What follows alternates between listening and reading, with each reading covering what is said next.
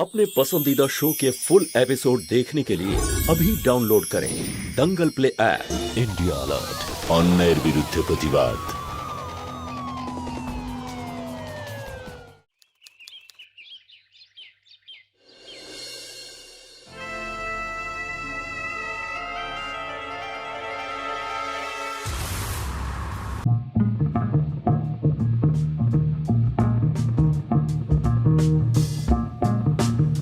লজ্জা করে না তোমার? নিজের বৌদির দিকে এভাবে তাকিয়ে আছো? আরে না বৌদি, তুমি ভুল বুঝছো আমায়। আমার তো খিদে পেয়েছিল, তাই তোমাকে ডাকতে এসেছিলাম এখানে। এবার তোমার দাদাকে বলবো আর উনি ঠিক করবেন যে এই বাড়িতে তুমি থাকবে না আমি। আমাদের এই সমাজে দেওর আর বৌদির সম্পর্ককে একটা পবিত্র সম্পর্ক বলে মানা হয়। এই অবস্থায় দাঁড়িয়ে কেউ সমস্ত মর্যাদাকে লঙ্ঘন করে এরকম নোংরা কাজ কি কেউ করতে পারে? নিজের বৌদিকেই লুকিয়ে লুকিয়ে দেখা তার নোংরা মনোবৃত্তির দিকে ইশারা করছিল, নাকি ওর বৌদি যেটা ভাবছিল সেটা শুধুমাত্র একটা ভুল ধারণা ছিল? নমস্কার, আমি বিনয় আনন্দ, আর ক্রাইম অ্যালার্টের এই এপিসোডে আপনাদের স্বাগত জানাই। আসুন আমি আপনাদের এখন নিয়ে যাব এই ঘটনার সঙ্গে জড়িত ক্ষেত্র ইউপির গাজিয়াবাদ জেলাতে, যেখানে একটা পরিবারের কিছু সদস্য এমন এক ষড়যন্ত্রকে বাস্তবায়িত করেছিল যা এতটাই ভয়ঙ্কর যে আপনাদের কল্পনার বাইরে।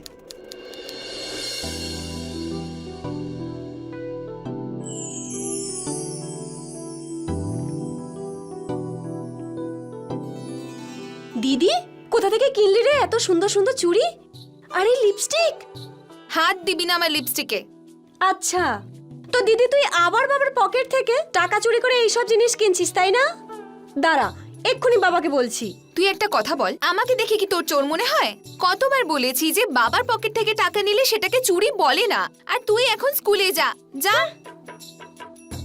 সবিতা, দেখ মা, নিধিকে আজ তুই স্কুলে দিয়ে আসবি, আমার একটু দেরি হয়ে গেছে। ঠিক আছে বাবা।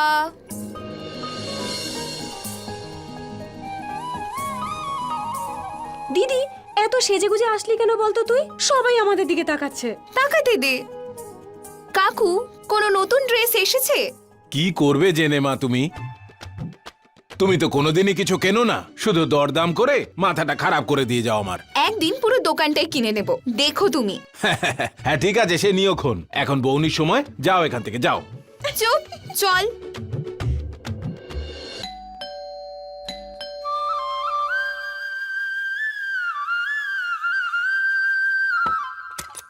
আরে দাদা, প্রণাম দাদা। কেমন আছিস? আমি ভালো আছি, তুমি কেমন আছো? খুব ভালো। আরে বাবা, ভালো থাকো বাবা, ভালো থাকো। অনেকদিন বাদে ছুটি পেলে তুমি? হ্যাঁ বাবা, তুমি তো জানোই যে গ্যারেজে আমার কত কাজ থাকে। আমি তো আগেই জানতাম বাবা, দাদা অবশ্যই আসবে। অন্য সময় দাদা আসুক বা না আসুক, কিন্তু আমার কলেজের ফিস দেওয়ার যখন লাস্ট ডেট চলে আসে, তখন দাদা ঠিক চলে আসে।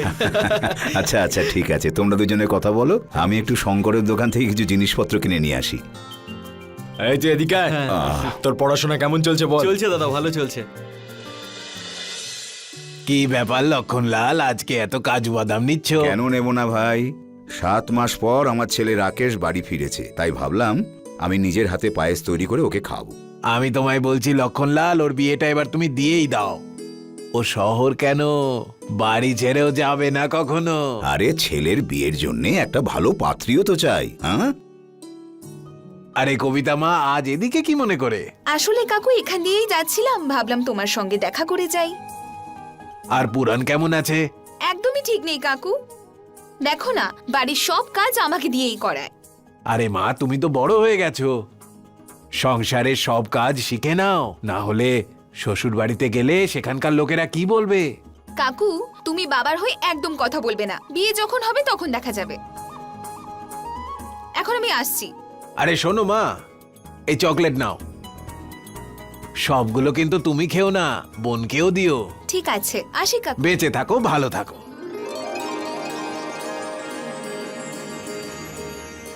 আরে মেয়েটা কি? আমার বন্ধু পুরনের মেয়ে কবিতা। আগে আমার এই দোকানটা ওদের পাড়াতেই ছিল, তখন থেকেই চিনি ওদের। শঙ্কর, আমার রাকেশের জন্যে এই মেয়েটা কেমন হবে? আরে খুব ভালো লক্ষণলাল, আমার তো মনে হয় কবিতার থেকে ভালো মেয়ে তুমি পুরো গাজিয়াবাদে খুঁজে পাবে না। আরে পুরনদা, লক্ষণদা আমাকে যখনই বললেন যে উনি কবিতা মাকে ওনার বাড়ির বউ বানাতে চান, আমি সোজা ওনাকে এখানে নিয়ে চলে এলাম। শুভ কাজে দেরি করা উচিত নয়।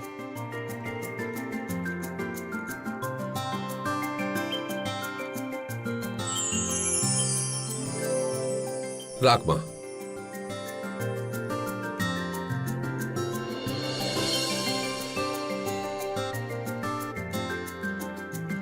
সবিতা মা, নমস্কার করো। রাকেশ কয়েক বছর ধরে চণ্ডীগড়ের একটা বড় গ্যারাজে সুপারভাইজারের কাজ করে, মাইনে করি ভালোই পায়, আর নিজেদের পৈতৃক বাড়িও আছে এখানে। শঙ্করদা, তুমি তো আমাকে অনেক দিন ধরেই চেনো। অনেক পরিশ্রম করে শুধু মেয়ে দুটোকে বড়ই করতে পেরেছি।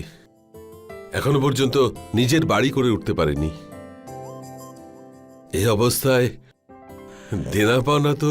দেনা পাওনার চিন্তা আপনি একদম করবেন না পূরণবাবু। আপনার মেয়ে আমার খুব পছন্দ হয়েছে, আর আমার ছেলে রাকেশের জন্য এর চেয়ে ভালো মেয়ে আর পাবো না। আপনি শুধু ওদের দুজনের বিয়ের ব্যবস্থাটা করে ফেলুন। আমার মেয়ের সৌভাগ্য যে আপনার বাড়ি বউ হতে চলেছে। আরে ভগবানকে অনেক অনেক ধন্যবাদ। আজ আমার মেয়ের বিয়ের ঠিক হলো। বাবা, আমি বিয়ে করব না। আমি এই বাড়িতেই থেকে তোমার আর বোনের খেয়াল রাখবো। আরে পাগল হয়ে গেলি নাকি? দেখ মা, এত ভালো একটা সম্বন্ধ আর তুই না করছিস? মা, আমাদের ভাগ্য খুব ভালো। আমাদের আর কি চাই? ছেলে শহরে থাকে, গ্যারেজের মধ্যে বড় সুপারভাইজার, আর এখানে ওদের নিজের বাড়িও আছে, আর তার ওপরে শাশুড়িও নেই। পুরো বাড়িতে তুই রাজত্ব করবি। উপযুক্ত মেয়ে যদি এই বয়সে বাড়িতে বসে থাকে, তাহলে সমাজ কি বলবে? এটাই তো বলবে যে মা মরা মেয়ে, তাই বাবা ওর খেয়ালই রাখে না। সমাজে সবাই আমাকে থুথু করবে। বাবা, কার এত সাহস যে তোমাকে কথা শোনাবে? হ্যাঁ, চলো, এর মানে হলো দিদি রাজি আছে। একজন বাবার কাছে বিয়েতে মেয়ের কন্যাদান করা তার জীবনের সবচেয়ে বড় দায়িত্ব। কিন্তু এই পণ প্রথা এই পবিত্র সম্পর্কে সবচেয়ে বড় বাধা। আর সেই জন্য যখন কোনো পিতা কোনো রকম পণ ছাড়াই তার মেয়েকে বিয়ে করতে রাজি আছে এমন একজন ছেলেকে খুঁজে পায়, তখন এর থেকে বড় খুশির খবর একজন পিতার কাছে আর কিছুই হতে পারে না। যে কোনো পিতাই এই ব্যাপারটা জানেন, পণ না নিয়েই যে তার জামাই হয়েছে সে তার মেয়ের সত্যিকারের জীবনসাথী হতে পারে, কারণ সে লোভী কখনোই নয়। আর হয়তো এই ব্যাপারটা বুঝতে পেরেই কবিতা ওর বাবার সিদ্ধান্তকে মেনে নিয়েছিল আর রাকেশকে বিয়ে করার জন্য হ্যাঁ বলেছিল। পণ না নিয়ে হওয়া এই বিয়েতে পরবর্তীকালে কি হতে চলেছে সেটা কেউই জানতো না। আসুন দেখা যাক কবিতা আর রাকেশের বিয়ে হওয়ার পর ওদের কি হয়েছিল।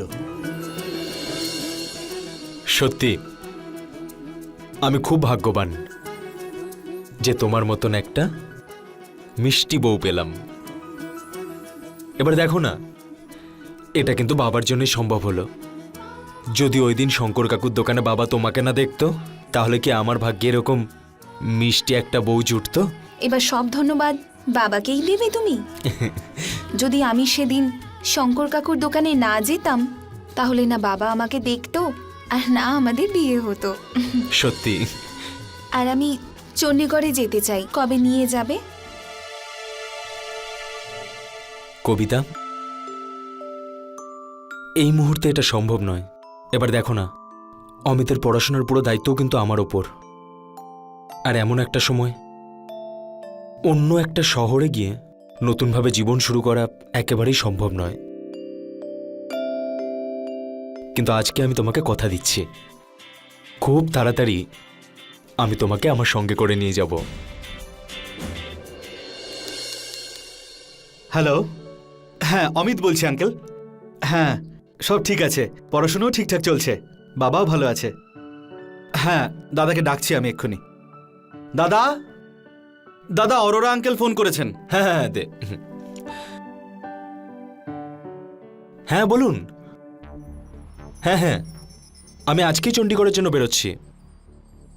আপনি চিন্তা করবেন না, খান্না স্যারের গাড়ি সার্ভিস করে আমি ঠিক টাইম মতো পৌঁছে দেবো। আপনি নিশ্চিন্ত থাকুন। হ্যাঁ হ্যাঁ, ঠিক আছে। কি হয়েছে বাবা? আরোরা বাবু কি বললেন? ওই আসলে বাবা, আমাকে আজকেই বেরোতে হবে। খান্না স্যারের গাড়ি এসেছে। উনি আমাদের অনেক পুরনো কাস্টমার, তাই ওনার গাড়িটা সার্ভিস করে ওনার কাছে পৌঁছে দিতে হবে।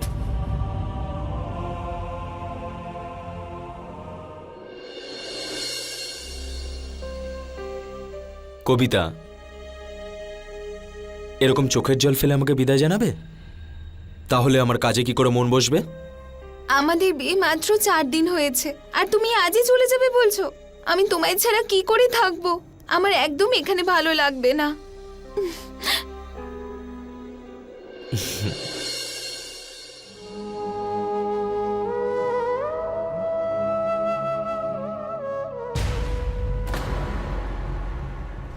সরি দাদা, ওই হ্যাঁ, বাইরে তোমার জন্য অটো অপেক্ষা করছে। ঠিক আছে, তুই এগো, আমি যাচ্ছি। হ্যাঁ দাদা। বোঝার চেষ্টা করো না, যাওয়া যাক। চলো। বাহ বৌমা বাহ, কি ভালো রান্না করেছো তুমি। তোমার হাতে রান্না খেয়ে আমার রাকেশের মায়ের কথা মনে পড়ে গেল। উনি তো ডাল এই রকমই সাঁতলাতেন। বাবা, আরেকটু ডাল দিই? না বৌমা না, আমার পেট একেবারে ভরে গেছে। অমিত, আরেকটু ডাল দিই? অমিত, হ্যাঁ হ্যাঁ হ্যাঁ। ডাল। হ্যাঁ বৌদি।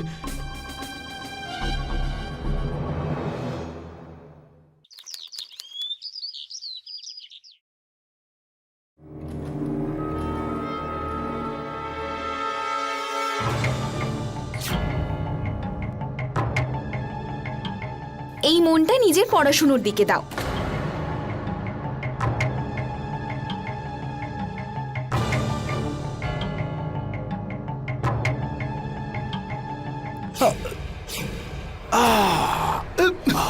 বাবা বাবা বাবা বাবা বাবা বাবা, আস্তে আস্তে বাবা, বসো। বাবা, বাবা তুমি ঠিক আছো তো? মামা এই নিন জল খান। অমিত, অমিত, বাবা তুমি ঠিক আছো তো? বাবা আপনি ঠিক আছেন তো? আরে আমার আমি কিছু দেখতে পাচ্ছি না বাবা, আমি কিছু দেখতে পাচ্ছি না, আমি কিছু দেখতে পাচ্ছি না।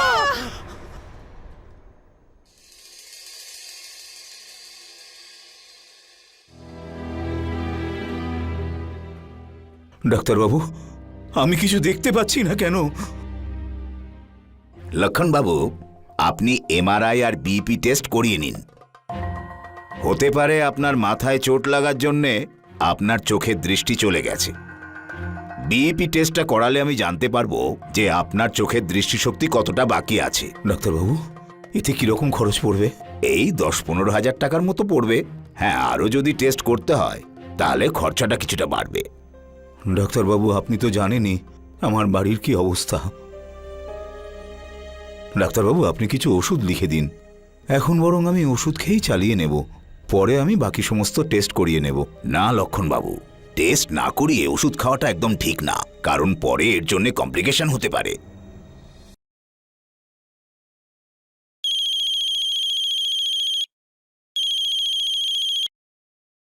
হ্যালো।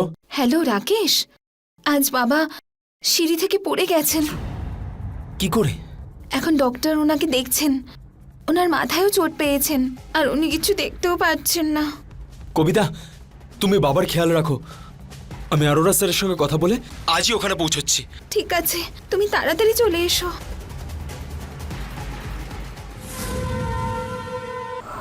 বাবা, তুমি আমার কথাটা শোনো। তুমি আজই আমার সাথে চণ্ডীগড়ে চলো। আমি সমস্ত চেক আপ ওখানেই করাবো। টাকার চিন্তা তুমি একদম করো না। আমি আরোরা স্যারকে ফোন করে সমস্ত ব্যবস্থা করে দিচ্ছি। হ্যাঁ বাবা, ও একদম ঠিক বলছে। আরে বাবা, ডাক্তারবাবু যে সমস্ত ওষুধ লিখে দিয়েছেন সেগুলো আমি আরও কিছুদিন খেয়ে দেখি না। যদি ওই ওষুধে কাজ না হয় তারপর না হয় আমি তোমার সঙ্গে চণ্ডীগড়ে চলে যাব। কেন জেদ করছো বাবা? চলে যান না ওর সঙ্গে চণ্ডীগড়। দেখো বৌমা, আমার চোখের দৃষ্টি না হয় চলে গেছে, কিন্তু আমার দৃষ্টি তো তোমরাই, তাই না? দেখো, আমার চিন্তা তোমরা করো না, ভগবান যদি চায় তো সব ঠিক হয়ে যাবে। ঠিক আছে বাবা, তুমি যদি এটাই চাও তাহলে তাই হবে, কিন্তু তুমি আমাকে একটা কথা দাও, সমস্ত ওষুধগুলো তুমি টাইমলি খাবে। হ্যাঁ,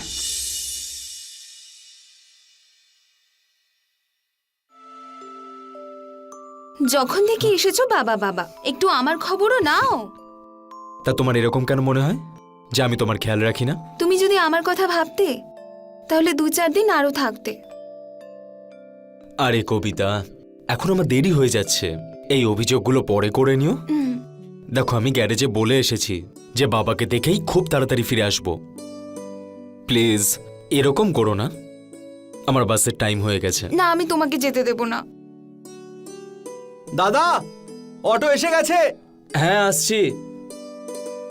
প্লিজ কবিতা, একটু বোঝার চেষ্টা করো আর নিজের খেয়াল রেখো।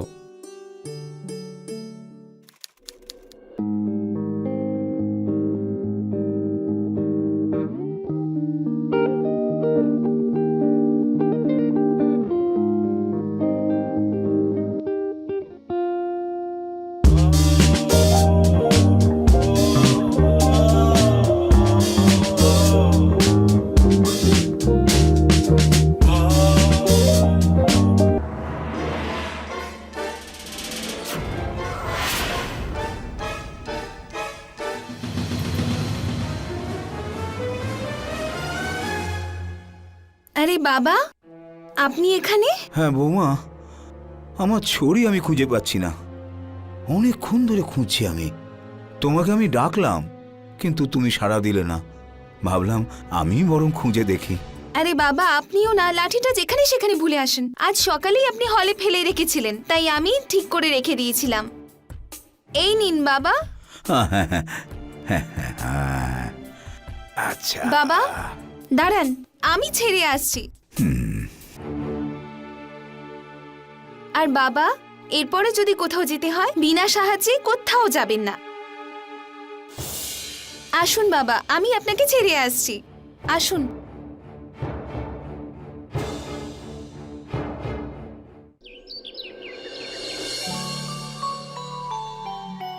বাবা, চা দাও। আরে লক্ষণ দাদা, কেমন আছেন? ও সীমা, তুমি? সব ঠিক আছে। প্রণাম। বেঁচে থাকো মা, সর্বদা সুখে থাকো। আরে কত ভালো বৌমা পেয়েছো লক্ষণদা। আর ওইদিকে আমার বউটা একদম ফাঁকিবাজ। আরে নাতির মুখ দেখাতে 6 বছর অপেক্ষা করালো, জানেন তো? আচ্ছা, তাহলে তোমার নাতি হয়েছে? আর সেই খুশিতেই আমরা একটা অনুষ্ঠান করছি আমার নাতির জন্মদিনের। আর আপনাকে সপরিবারে আসতে হবে। কি আর বলবো সীমা, তুমি তো আমার বাড়ির অবস্থা ভালো করেই জানো। অমিত তো কলেজ নিয়েই ব্যস্ত, দেখো আমরা সবাই হয়তো যেতে পারবো না, কিন্তু আমার এই যে বৌমা নিশ্চয়ই যাবে। দেখো বৌমা, আমি কিন্তু আর কোনো কথা শুনতে চাই না। এখন লক্ষণদা তো বলেই দিয়েছেন, সেদিন তোমায় আসতেই হবে কিন্তু। হ্যাঁ কাকিমা, অবশ্যই। আচ্ছা লক্ষণদা, এখন আমি আসছি।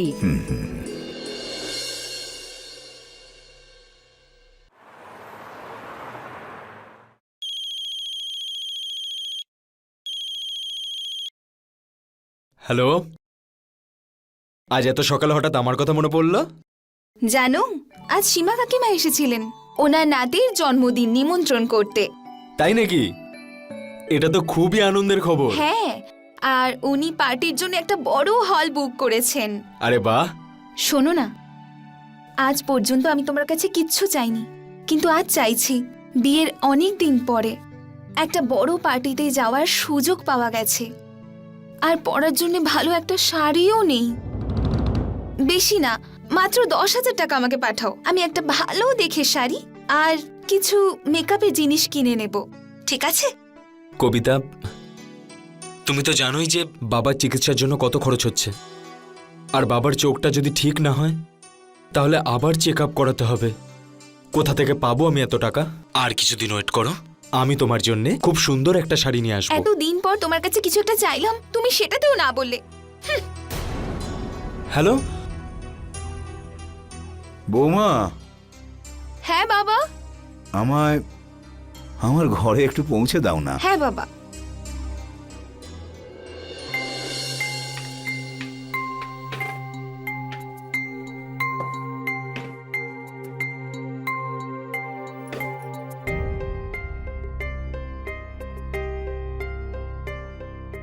হ্যাঁ বৌমা, হ্যাঁ বাবা। ওই আমার খাটের নিচে একটা কাঠের বাক্স আছে, ওটা একটু তুলে নিয়ে এসো না। হ্যাঁ বৌমা, খোলো এটা। হ্যাঁ বাবা।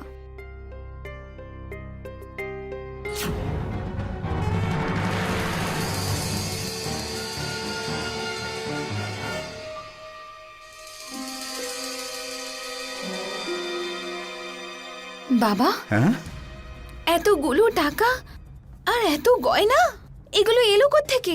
আরে বৌমা, কবছর আগে আমি জমি বিক্রি করে এই টাকাগুলো পেয়েছিলাম।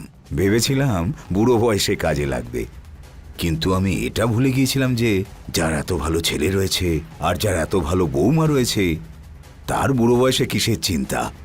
হ্যাঁ বৌমা, তুমি ভালো ভালো শাড়ি কিনে নাও, সেই সঙ্গে পায়ের নুপুর কেনো, গয়নাগাটি কেনো, আর তোমার যা মন চায় কিনে নাও, ঠিক আছে বৌমা? আরে কবিতা, বিয়ে কবে হলো তোমার? কিছু মাস আগেই হয়েছে। আচ্ছা কাকু, কিছু ভালো শাড়ি দেখাও তো। আজ ওকে শুধু দরদামি করবে?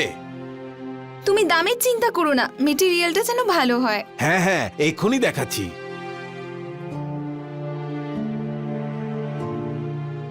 হ্যাঁ, এই দেখো নতুন ডিজাইন। এটা পরলে খুব ভালো দেখাবে তোমাকে। এটা প্যাক করে দাও। কত দাম এটার? 2500। ঠিক আছে। হ্যাঁ,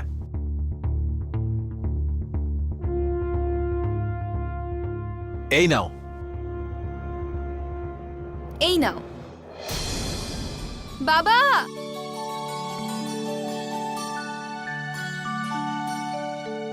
বাবা দেখুন না আজ আমি কি কি কিনে এনেছি। এই দেখুন বাবা, এই দেখুন এই শাড়িটা, আর দেখুন দেখুন, এই দেখুন আমার নতুন চুড়ি, দেখুন না বাবা, দেখুন, আর আমার নতুন সেট দেখুন বাবা, দেখুন। বাবা আজ আমি ভীষণ খুশি। শুধু সব সময় এরকম খুশি থেকো। হ্যাঁ, সীমার বাড়িতে এমন সেজেগুজে যাবে যাতে সবাই বুঝতে পারে যে তুমি লক্ষণ বাবুর বৌমা। হ্যাঁ বাবা, আজ আমি এমন ভাবে সাজবো যে সবাই তাকিয়ে থাকবে।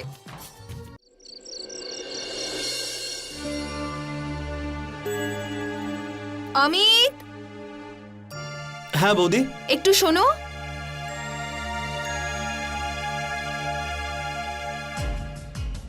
বৌদি, তোমাকে আজ দারুণ লাগছে। আচ্ছা শোনো, আমি সীমা কাকিমার ওখানে পার্টিতে যাচ্ছি, আমার ফিরতে একটু দেরি হয়ে যাবে, তাই তুমি আর বাবা দুজনেই খেয়ে নিও, ঠিক আচ্ছা, আছে? হ্যাঁ বৌদি। আমাকেও আমার বন্ধু রোহিতের বাড়িতে যেতে হবে, ওর বাড়িতে গ্রুপ স্টাডি করছি। সব বন্ধুরা ওখানেই আসবে, তাই বাবাকে খাওয়ানোর পর আমি ওখানে চলে যাব। ঠিক আছে, যাও।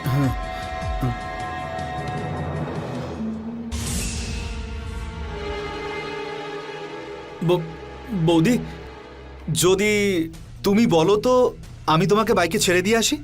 আরে না না, সীমা কাকিমার ওখান থেকে গাড়ি আসবে, উনি হল অব্দি ছেড়ে দেবেন, তুমি বরং চলে যাও, কেমন? ঠিক আছে। ঠিক আছে।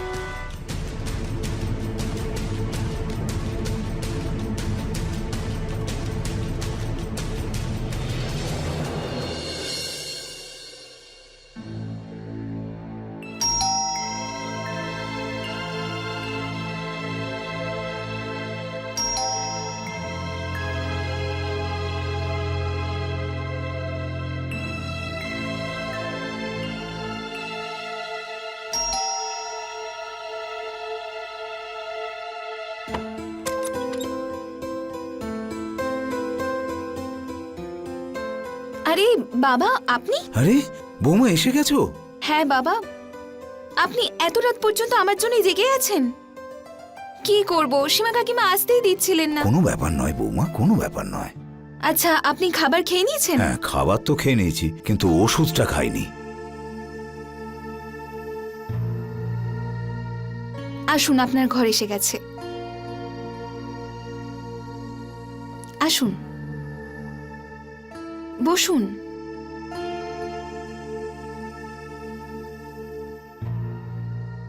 ঠিক করে বসুন।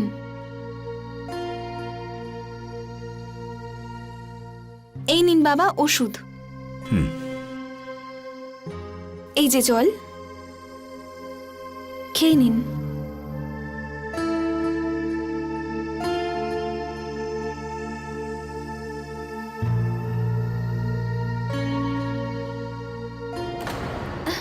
বাবা, কিছু চান?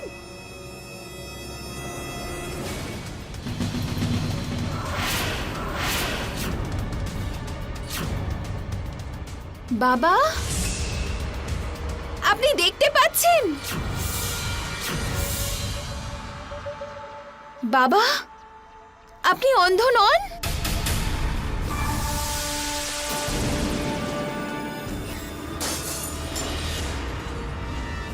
বাবা, আপনি কি পাগল হয়ে গেছেন? পাগল তো আমি সেদিনই হয়েছিলাম, যেদিন আমি তোমায় প্রথম দেখেছিলাম।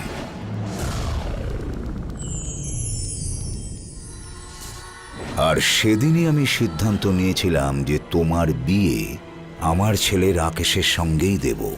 আর আমি আমার পরিকল্পনাতেও সফল হলাম, কিন্তু আমার আসল ইচ্ছে পূরণ হলো না।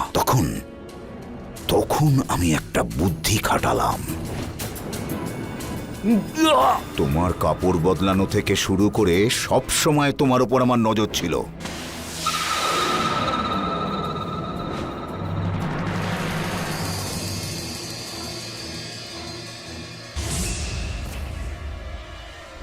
ব্যাস, শুধু সুযোগের অপেক্ষায় ছিলাম কবিতা। এই বাড়ি, এই সম্পত্তি, টাকা পয়সা সবকিছু তোমার কবিতা। কবিতা, কবিতা, তোমার আমার যে সম্পর্ক তৈরি হবে সেটা কেউ জানতে পারবে না। আর তুমি জানো আমার অ্যাকাউন্টে কত টাকা পয়সা আছে? আমি সব তোমায় দিয়ে দেবো, সব দিয়ে দেবো তোমায়। রানী করে রাখবো আমি তোমায় কবিতা, রানী করে রাখবো তোমায় কবিতা। ব্যাস একবার, একবার আমার কথা শোনো। ছাড়ুন বাবা, আমাকে যেতে দিন। আমার কথায় রাজি হয়ে যাও। রাকেশের জন্য তুমি কতদিন অপেক্ষা করবে? আরে ও কত মাস বাদে বাড়িতে আসে, আর একজন বিবাহিত মেয়ের স্বামীকে ছেড়ে থাকার কষ্টটা আমি খুব ভালো করে বুঝতে পারি। কবিতা, কবিতা, কেউ জানতেও পারবে না যে তোমার আমার মধ্যে কি সম্পর্ক আছে। আমার সব সম্পত্তি আমি তোমার নামে করে দেবো।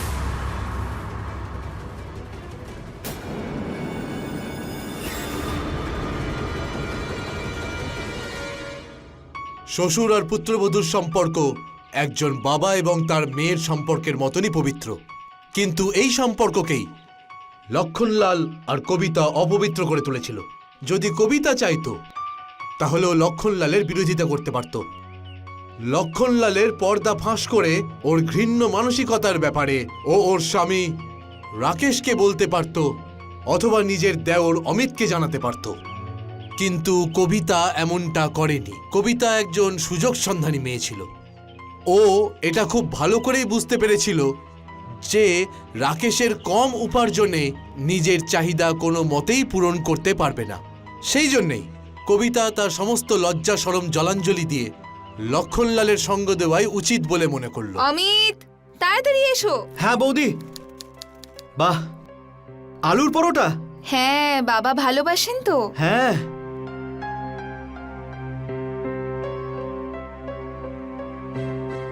বাহ বৌদি, খুব টেস্টি হয়েছে।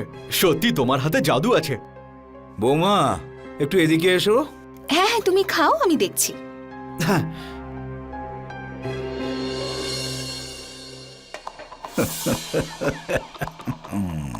কি করছো তুমি?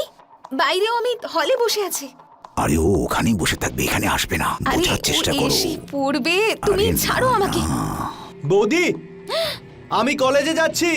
ঠিক আছে। দেখলে তো, চলে গেছে না?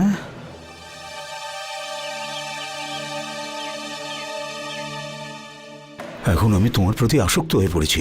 এখন আমি আর তোমাকে ছেড়ে থাকতে পারি না কবিতা। এই মোবাইল আমিও তোমাকে ছেড়ে থাকতে পারছি না। কি করে বলি রাতগুলো কিভাবে কাটে। বৌদি, ওই ওষুধটা আমায় দাও তো। বৌদি তুমি এদিকে আর ওদিকে কিচেনে কিছু একটা পুড়ছে। হ্যাঁ হ্যাঁ, আমি যাচ্ছি। হ্যাঁ যাও। এই যে। আরে বাবা আমি আসছি। হ্যাঁ হ্যাঁ হ্যাঁ বাবা, তুমি এসো।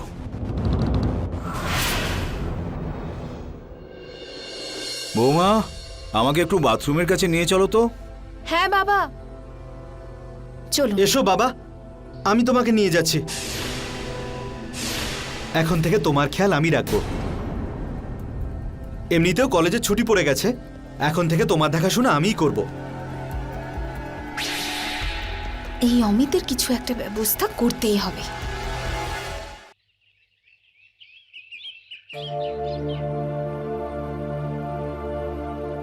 খিদে পেয়েছে, যাই বৌদিকে গিয়ে বলি।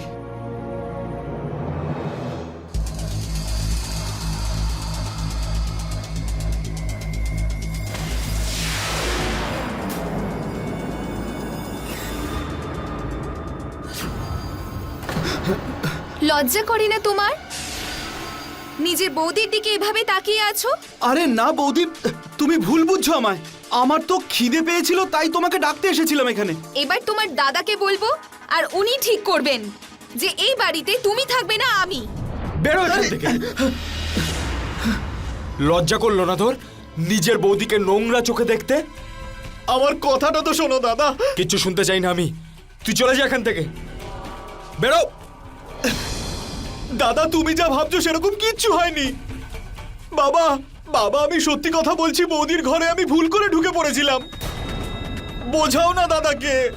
বাবা, ওকে বলে দাও ও যেন এখান থেকে চলে যায়, না হলে আজকে আমি খারাপ কিছু করে ফেলবো। চলে যায় এখান থেকে, আর কখনো মুখ দেখাবি না আমাকে।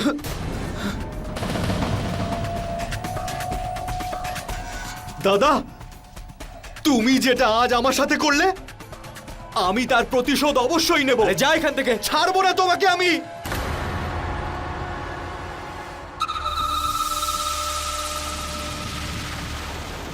বাবা, আমি ভাবছিলাম যে গ্যারেজের চাকরিটা ছেড়ে দিয়ে এখানেই ছোটখাটো একটা কাজ খুঁজে নেব। আরে বাবা, এত বড় শহর ছেড়ে তুমি এখানে কি কাজ করবে? আমার কথা আর ভাবতে হবে না। কবে আমার ডাক আসবে কে বলতে পারে।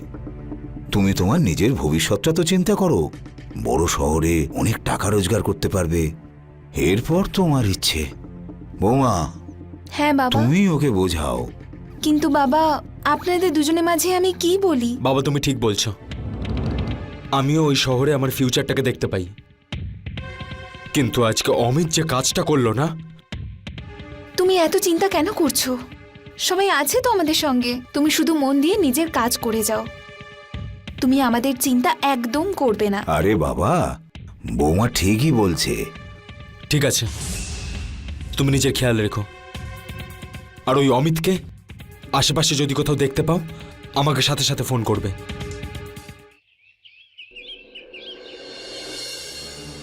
আমি যা যা বলেছিলাম মনে রেখো, আর একদম ভয় পাবে না, প্রয়োজনে ফোন করবে।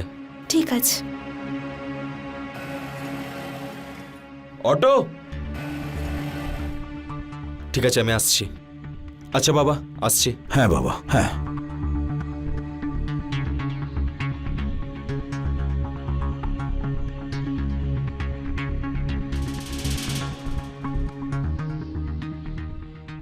টাটা।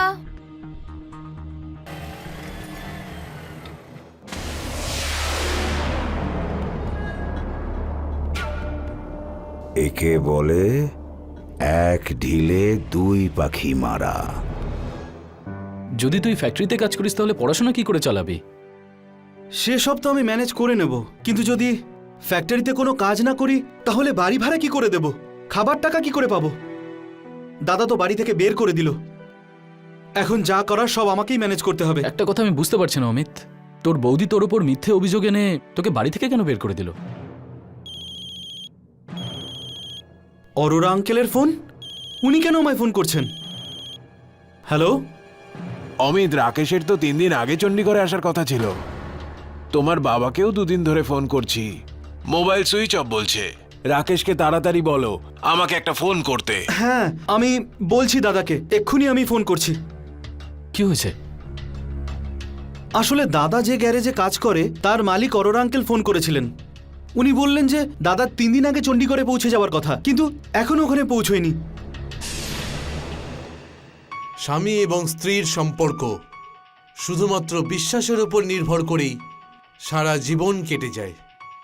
আর হয়তো এই জন্যেই রাকেশ একজন দায়িত্বশীল, পুরো পরিবারের দায়িত্ব নিজের কাঁধে তুলে নেওয়ার মতন মেয়ে পেয়েছিল বলে খুবই খুশি হয়েছিল।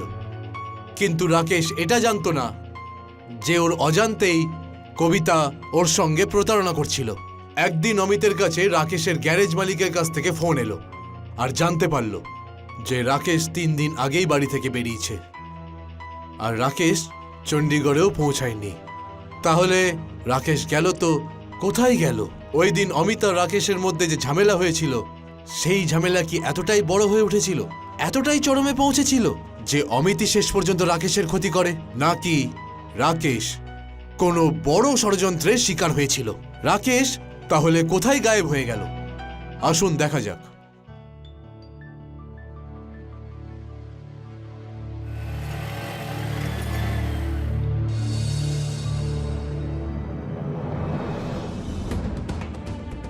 লক্ষণদা, একটু রাকেশ ভাইকে ডেকে দাও না। উনি বলছিলেন যে ওনাকে বাস স্ট্যান্ডে ছাড়তে হবে। কি বলছো তুমি? রাকেশ তোমায় ডেকেছে? ও তো চণ্ডীগড়ে আছে। আরে দাদা, আমাকে এক্ষুনি ফোন করেছিলেন আর বললেন যে তাড়াতাড়ি আসতে। রাকেশ ভাই, আরে তোমায় বলছি না, এখানে তোমায় কেউ ডাকেনি, যাও এখান থেকে, যাও। আরে দাদা, ডেকেছে বলেই তো এসেছি। আচ্ছা, যদি আপনার বিশ্বাস না হয় তাহলে এক্ষুনি দেখাচ্ছি। এই দেখুন, একটু আগে আমার মোবাইলে উনি ফোন করেছিলেন। এই যে দেখুন, এই দেখুন। আরে এটা অমিতের নাম্বার, রাকেশের নয়। একদম ঠিক বলেছেন লক্ষণ বাবু, এটা অমিতেরই নাম্বার। অমিত আর রোহিত আমাদের পুলিশ টিমের সঙ্গে আছে।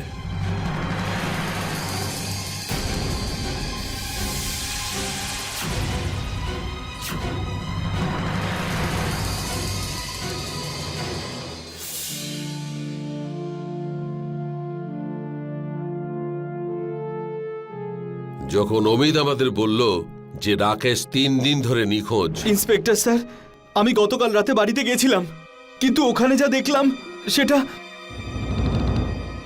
কি এমন দেখেছিলে তুমি? কবিতা, দেখলে তো আমার বুদ্ধি কেমন, কিরকম বুদ্ধি খাটিয়েছি আমি। রানী করে রাখবো তোমায়, কেউ জানতেও পারবে না যে আমরা কি করেছি।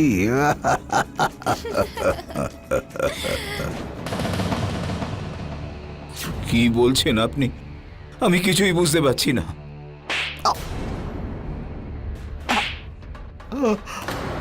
লক্ষণ লাল, এবার তো বলে দে রাকেশ কোথায়, বল। ইন্সপেক্টর সাহেব, সব বলছি আমি আপনাকে। এটা সেই দিন থেকে শুরু হয়েছিল যেদিন আমি প্রথমবার কবিতাকে দেখি। সেই দিনই আমি ওকে ভালোবেসে ফেলেছিলাম, আর ওকে পাওয়ার জন্য ওর বিয়ে আমার ছেলে রাকেশের সঙ্গে দিয়েছিলাম। আর তারপর অন্ধ হওয়ার নাটক করে কবিতাকে আমি আমার জালে ফাঁসিয়ে নিই। আমাদের দুজনের মধ্যে একটা সম্পর্ক তৈরি হয়। আর তারপর আমরা অমিতকে ভুল অভিযোগ দিয়ে ওকে বাড়ি থেকে বার করে দিই। আমাদেরকে আটকানোর জন্য সেখানে কেউ ছিল না। আমারও ওনার সঙ্গে থাকতে ভালোই লাগতো। আমার সব প্রয়োজনগুলোকে উনি মিটিয়ে দিতেন। কিন্তু সেদিন যখন রাকেশ অটো নিয়ে বাস স্ট্যান্ডে যায়, আমরা ভাবি যে ও চলে গেছে, কিন্তু আবার ফিরে এসেছিল।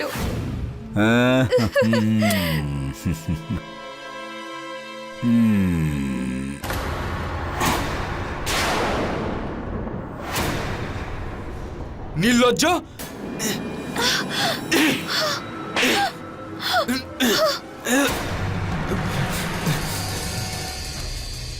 তাহলে এই অন্ধ হওয়ার নাটকটা তোমার ছিল? আরে আমার লজ্জা করে তোমাকে বাবা বলে রাখতে। আর তুমি? তোমাকে তো আমি ছাড়বো না।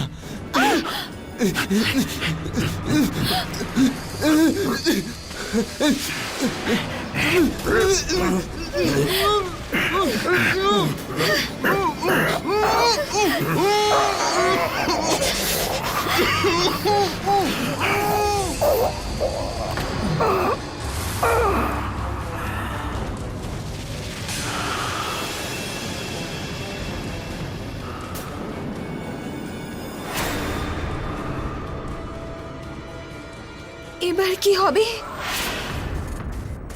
তারপর আমরা দুজনে ওর দেহটা বাড়ির পেছনে পুঁতে দিই। তোমাদের দুজনের লজ্জা হওয়া উচিত। শ্বশুর আর বৌমার সম্পর্ক এইভাবে বদনাম করলে তোমরা।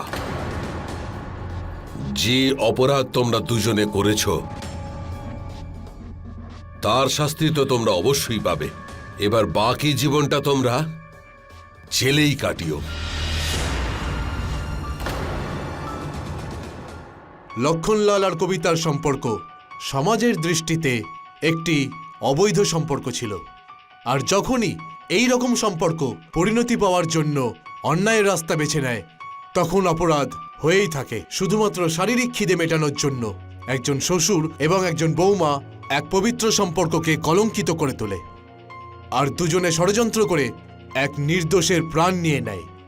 আদালত লক্ষণলাল আর কবিতাকে আইপিসি ধারা ৩০২ রাকেশকে খুন করার জন্য, আইপিসি ধারা ৩৪ আর আইপিসি ধারা ১০২ অনুযায়ী হত্যায় একে অপরের সঙ্গ দেওয়া এবং প্রমাণ লোপাটের অভিযোগে দুজনকেই যাবজ্জীবন কারাবাসে সাজা শোনায়। এইরকম পবিত্র সম্পর্ককে কলঙ্কিত করে শ্বশুর আর বৌমার ঘৃণ্য কৃতকর্ম জেলের ৪ দেওয়ালের মধ্যেই শেষ হয়ে যায়। এই জন্য আমরা তো আপনাদের এটাই বলবো, আমাদের সকলের উচিত ভারতীয় সংস্কৃতিকে সম্মান করা এবং তার মর্যাদা বজায় রাখা। আমাদের প্রত্যেকের সম্পর্কের পবিত্রতা বজায় রাখা উচিত। আমাদের এটা মনে রাখতে হবে যে আবার কোনো সম্পর্ক যেন কলঙ্কিত না হয়, আর নতুন করে যেন কোনো অপরাধ না হয়। ততক্ষণের জন্য আমি বিনয় আনন্দ আপনাদের কাছে বিদায় নিচ্ছি। আর থাকুন অ্যালার্ট, আর দেখতে থাকুন ক্রাইম অ্যালার্ট। জয় হিন্দ।